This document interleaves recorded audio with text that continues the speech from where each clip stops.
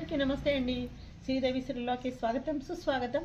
ఈరోజు కూడా ఒక మంచి సబ్జెక్ట్తోని, అంటే సమాజంలో ఇప్పుడు ఈ తరం తల్లిదండ్రుల పరిస్థితి ఎట్లా ఉంది, వాళ్ళ పిల్లలు ఎందుకు సరిగా అర్థం చేసుకోలేకపోతున్నారు, దానివల్ల ఆ తల్లిదండ్రుల ఆవేదన, అంటే సమాజం అంటే మన స్థితిగతులు అందరినీ చూస్తుంటాం.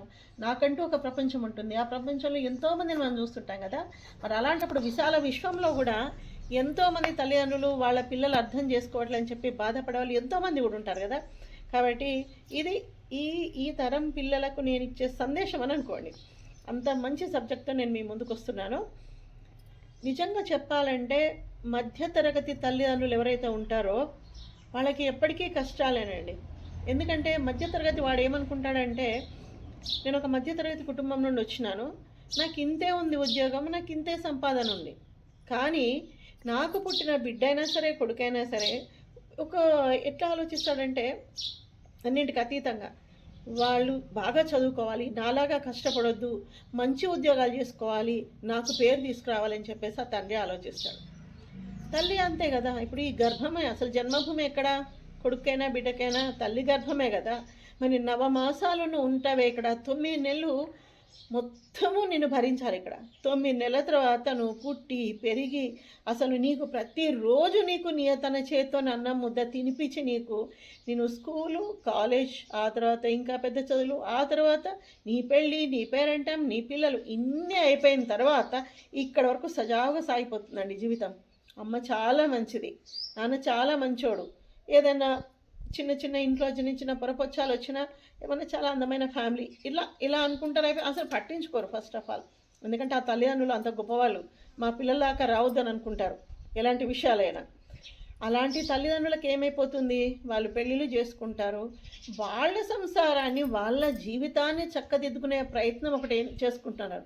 ఎంత తెలివిగా ఆలోచిస్తున్నారంటే చాలా వాస్తవం. వాళ్ళు ఇంత కష్టపడ్డారు, ఇన్ని అప్పులు చేసారు, మళ్ళీ ఎన్నో దాన ధర్మాలు చేసారు. మరి మేము కూడా ఎంతో కొద్దో గొప్ప వాళ్ళ లోపల ఉన్న మంచి గుణాలు తీసుకోవాలని కాకుండా దానము చేశారు, అన్నీ చేశారు, కష్టాలు పడ్డారు కాబట్టి మేము మా జీవితాన్ని సెట్ చేసుకోవాలి, మా భార్య పిల్లల్ని మేము బాగా చూసుకోవాలి, మేము ఎవరికి యాచించకుండా ఉండాలి. ఇది ఇక్కడ వరకు ఇట్లా వాళ్ళు ఆలోచిస్తున్నారండి. కానీ అది ఎంతవరకు కరెక్ట్ చెప్పండి. ఇప్పుడు ఈ తరం పిల్లల కంటే నిజంగా ఈ తరం పిల్లలు ఎట్లా ఉన్నారు, ఇంకా పాత తరంలో ఎట్లా ఉన్నారంటే అసలు ఆ అమ్మాయిలకైతే నానా అవస్థ వాళ్ళకి ఇంకా అసలు. ఎందుకంటే అత్తవారింట్లో సరైన ఆదరణ లేక భర్తతోని నానా కష్టాలు పడుకుంటూ ఎన్నో ఇలా ఉన్న వాళ్ళు ఎంతోమందికి ఉంటుంది. ఏదైనా అన్ని వడ్డించిన విస్తరలాగా జీవితం ఉన్న వాళ్ళు చాలామంది ఉంటారు. అట్లా ఉన్నది. ఇప్పుడు సపోజ్ వాళ్ళు పెరుగుతారు, స్థిరపడ్డ తర్వాత వాళ్ళ బాధ్యత ఎవరు చూసుకోవాలండి. 9 నెలలు అమ్మ మోసింది, నాన్న భుజాల మీద మోస్తాడు, ఏదో ఒక రకంగా వాళ్ళు మిమ్మల్ని ఒక స్థాయికి తీసుకొస్తారు. కనీసం ఒక 25 సంవత్సరాల జీవితం ఉంటుంది కదా. 25 సంవత్సరాల్లో సగం తీసేయండి, 12.5 సంవత్సరాలు నీ తల్లిదండ్రులు నువ్వు మోయలేవా? నీ తల్లిదండ్రులకి ఏం అవసరం? బట్టలు అవసరమా? ఆ అన్నం అవసరమా? ఏమంటారు, నీడ అవసరమా వాళ్ళకి? మనకి ఇంకేం కావాలి? నువ్వు కదా అక్క నుండి నీ జర్నీ స్టార్ట్ అవుతుంది. అక్క నుండి కొడుకులైతే, బిడ్డలైతే, అందుకే జనరల్గా ఒక బిడ్డ పుట్టాలని అనుకుంటారు. ఎందుకంటే ఆడపిల్లని అక్కడికి ఇచ్చేసిన ఆడపిల్లల మనసులో ఎప్పుడూ తల్లిదండ్రుల గురించి, అన్నదమ్ముల గురించి ఆలోచన చాలా ఉంటుంది. కానీ అందులో స్వార్థం ఒకటి ఏంటంటే అక్కడి వరకు బాగానే ఆలోచిస్తారు, ఇక్కడి వరకు వచ్చేసరికి అత్తమామలు ఎప్పుడు తల్లిదండ్రులు కాలేరు.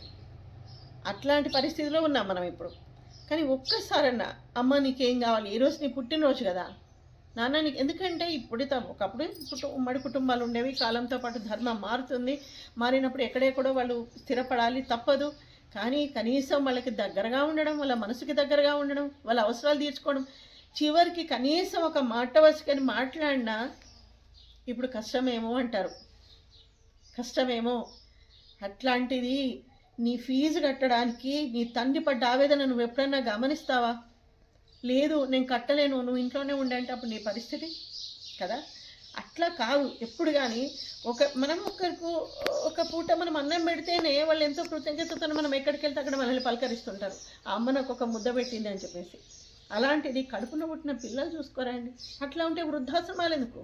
ఇంకా హై క్లాస్ సొసైటీలో అయితే పనోళ్ళు ఉంటారు, పెద్దోళ్ళు లేకపోతే పనోళ్ళు ఉంటారు. వీడికేమో మలమూత్రాలన్నీ వీళ్ళు కడగాలి, వాళ్ళకేమో వేరే వాళ్ళు కడగాలి. ఇది మన పరిస్థితి అన్నమాట మన సమాజంలో. మరి భారతదేశం అంటే అమ్మ, దేశాన్ని అమ్మతో పోల్చినాం కదా మనము. దేశమాత అంటాం, అవునా, భరతమాత అంటాం. మరి అమ్మతో పోల్చినప్పుడు అమ్మ నీ తల్లి నిన్ను కన్నప్పుడు నువ్వు చూసుకోవాలి కదా, అది లేదే మరి. అలాంటప్పుడు మన ఎప్పుడు కుటుంబం ఎప్పుడు విలువలు ఎప్పుడు దిగజారిపోతూనే ఉంటాయి.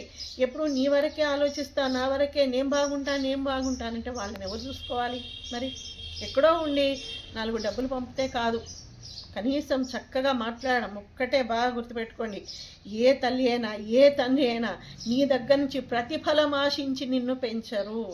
కాబట్టి అది ఆడపిల్లైనా మగపిల్లవాడైనా ఎక్కడున్నా ప్రతిరోజు తల్లిదండ్రులతో సరైన పద్ధతిలో మాట్లాడమే వాళ్లకు మీరిచ్చే నిజమైన దక్షిణ, నిజమైన ప్రేమ.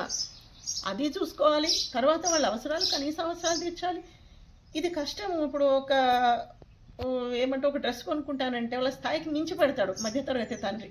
ఆ తల్లి కూడా, అవునా, తల్లి అయితే భర్తతో పోట్లాడి చేస్తుంది మన పిల్లలకి ఇది ఉండాలని. మీ వరకు వచ్చేసరికి ఇవన్నీ భేదాలు ఎందుకండి? అట్లా కాకుండా 2-3 పిల్లలు ఉంటే పంచుకోవడాలు, తల్లిదండ్రుల్ని పంచుకునే దుస్థితిలో మన భారతదేశం ఉంది అని అంటే, విశ్వగురువుగా ఒకప్పుడు స్వామి వివేకానంద కాలంలో కీర్తించిన మన దేశము తల్లిదండ్రుల్ని పంచుకునే స్థితికి వచ్చింది.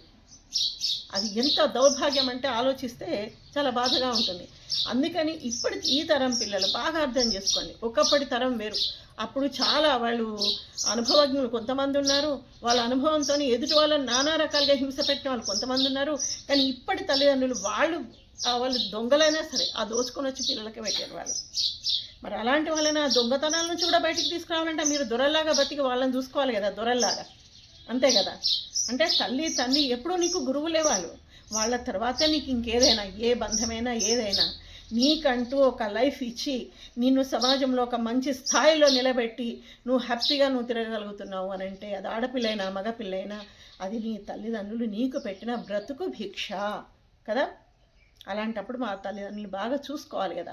అంటే ఎంతోమంది మహానుభావులు చాలా చెప్తున్నారు. గరికపాటి గారు, చాగంటి గారు, షణ్ముఖ శర్మ గారు, ఇంతమంది చెప్తున్నారు మంచి మంచి మాటలు. ముందు ఇది చూడండి, ఇది చేయండి. ఎప్పుడు కానీ చెడును పక్కన పెట్టేద్దాం. ఎందుకంటే చెడులో పక్షపాత బుద్ధి చూపించే తల్లిదండ్రులు కూడా ఉన్న సమాజంలో మనం ఉన్నాం. చెడుని ఎప్పుడు పక్కన పెడదాం. ఏదైతే పద్ధతిగా మనం మాట్లాడాలి, మనం చేయాలనుకుంటున్నామో మన కుటుంబ వ్యవస్థ ఖచ్చితంగా బలపడాలి. ఏ దేశంలో ఉన్నా, ప్రపంచంలో ఏ మూలన ఉన్నా, నేను ఫలానా వాళ్ళ అబ్బాయిని, ఫలానా వాళ్ళ అమ్మాయిని, మా ఇంటి ఆచారాలు ఇవి, మేము ఇట్లా బ్రతుకుతాం, మేము ఇట్లా పెరిగాం చెప్పుకునే వాళ్ళ నిజమైన పిల్లలు కదా. మరి తప్పకుండా నేను చాలా చిన్నగా, చాలా క్లుప్తంగా నేను చెప్పాను. ఎవరి మనసుకి వాళ్ళని ఆలోచించామని చెప్పేసి ఒక క్వశ్చన్ వేస్తున్నా అంతే. ఈ తరం పిల్లలకి క్వశ్చన్ వేస్తే ఇప్పుడు ఎంతసేపు నేను ఇలా ఉండండి అని నేను చెప్పడం కాదు, మిమ్మల్ని మీరు క్వశ్చన్ చేసుకోండి. ఎస్, వాళ్ళకు మేము న్యాయం చేస్తున్నామా, క్వశ్చన్ చేసుకోండి. ఆన్సర్ మీకే దొరుకుతుంది. ఆన్సర్ దొరికిన తర్వాత అంత ఆనందమే. అర్థమైంది కదా. మరి కాబట్టి తప్పకుండా ఈ తరం పిల్లలు తల్లిదండ్రులను అర్థం చేసుకోవాలి. వాళ్ళకి ఆవేదన కలిగించే పని కానీ మాట కానీ ఎలాంటివి చేయకుండా వాళ్ళని చూసుకుంటే ఇక్కడే ఉంటాడండి భగవంతుడు, ఎక్కడో ఉండడు. నేను అదే చెప్తాను. ఇక్కడ ఉన్న భగవంతుడు అన్ని చూస్తుంటాడు. వీడికంటే ఒక శరీరం ఇచ్చిన, నేను మనసు ఇచ్చిన, అన్ని రకాల ఇంద్రియాలు ఇచ్చిన, దీంతోనే రకరకాల బాధలు చేస్తున్నాడు తప్ప లోపల నన్ను గుర్తించడం లేదని చెప్పి బాధపడుతుంటాడు. కాబట్టి ఆ భగవంతుడికి నచ్చినట్టుగా మనం బ్రతికితే సమాజంలో ఒక ఉన్నత స్థానానికి తప్పకుండా చేరుకుంటాం. ఇలాంటి మంచి మంచి విషయాలతో శ్రీదేవి ఇప్పుడు మీ ముందుకు వస్తూనే ఉంటుంది. అంతవరకు నమస్తే.